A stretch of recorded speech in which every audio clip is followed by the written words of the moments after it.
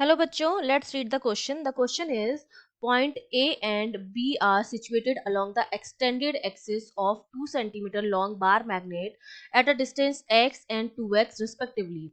From the pole nearer to the points, the ratio of the magnetic field at A and B will be. तो A और B पर magnetic field का ratio जो होगा वो कितना होगा वो हमें बताना है. तो देखिए इस क्वेश्चन को करने के लिए हमारा जो की कॉन्सेप्ट रहेगा उस की कॉन्सेप्ट में हमें दो चीजें पता होनी चाहिए कि जब हम बार मैग्नेट की बात करते हैं, ठीक है, सपोज ये मेरे पास क्या है, बार मैग्नेट है, ये हमारा नॉर्थ पोल हो गया, ये साउथ पोल हो गया. तो एक तो इसकी एक्सिस पर किसी पॉइंट पर हमें मैग्नेटिक फील्ड निकालना है, और एक होता है ये इसका सेंटर है, और एक इसका ये बाइसेक्टर पर किसी पॉइंट पर हमें मैग्नेटिक फील्ड निकालना है. तो एक्सिस पर जो पॉइंट उसको हमने P1 बोल दिया, और जो इक्वेटर का पॉइंट है उसको हमने P2 बोल दिया. इसको हम कहते हैं एंड ऑन पोजिशन, और इसको हम कहते हैं ब्रॉड पोजिशन. ठीक है, ब्रॉड ऑन पोजीशन. तो जो एक्सिस पर जो एक्सियल पर जो पॉइंट होता है, एक्सिस पर जो पॉइंट होता है वहां पर जो मैग्नेटिक फील्ड आता है वो होता है म्यू नॉट अपॉन 4 पाई, इसको B1 बोल देते हैं, 2m upon r cube. Suppose ये डिस्टेंस अगर r है तो, और अगर ये डिस्टेंस भी r है तो यहाँ पर जो मैग्नेटिक फील्ड आता है वो होता है mu naught upon 4 pi m upon r cube. मतलब एक्सियल पॉइंट पर जो मैग्नेटिक फील्ड होता है वो twice of magnetic field of broad on point होता है. ठीक है, अब हमें क्वेश्चन में क्या दे रखा है कि हमारे जो दोनों पॉइंट हैं वो एक्सिस पर ही है. ये हमने बार मैग्नेट है, ठीक है, ये इसकी एक्सिस है, इस एक्सिस को ही हमने एक्सटेंड कर दिया है. ठीक है, ये पहले से 2 सेंटीमीटर लंबी थी, इसको हमने इस तरह से क्या कर दिया, एक्सटेंड कर दिया है. तो इससे एक तो x डिस्टेंस पर कोई पॉइंट है और एक 2x डिस्टेंस पर कोई पॉइंट है. ठीक है, यहाँ से ये वाली डिस्टेंस जो है वो x हो गई, और एक 2x डिस्टेंस पर कोई पॉइंट है.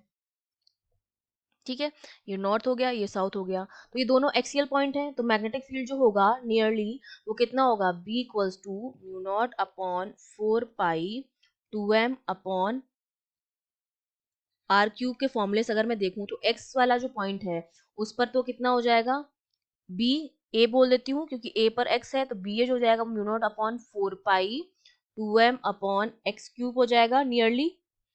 तो यहां से एक चीज हमें पता चल रही है कि जो b है वो डिस्टेंस के क्या है, क्यूब के इनवर्सली प्रोपोर्शनल है. ठीक है, और b जो मैं लिखूंगी यहाँ पर वो हो जाएगा हमारा mu naught upon 4 pi 2m upon 2x का क्यूब. तो अब अगर मैं रेशियो निकालूं तो रेशियो मेरा जो हो जाएगा बी ए अपॉन बी का, वो हमारे पास क्या हो जाएगा, वो हमारे पास हो जाएगा x, उसकी डिस्टेंस जो है वो x है, इनवर्सली प्रोपोर्शनल है. तो ये हमारे पास हो जाएगा 2x अपॉन x, और दोनों का क्यूब है हमारे पास. तो यहाँ से जब इसको हम सॉल्व करेंगे, 2 का क्यूब होता है आपका 8 x cube upon x cube, x cube से x क्यूब कैंसिल आउट हो जाएगा, ये हो जाएगा 8/1.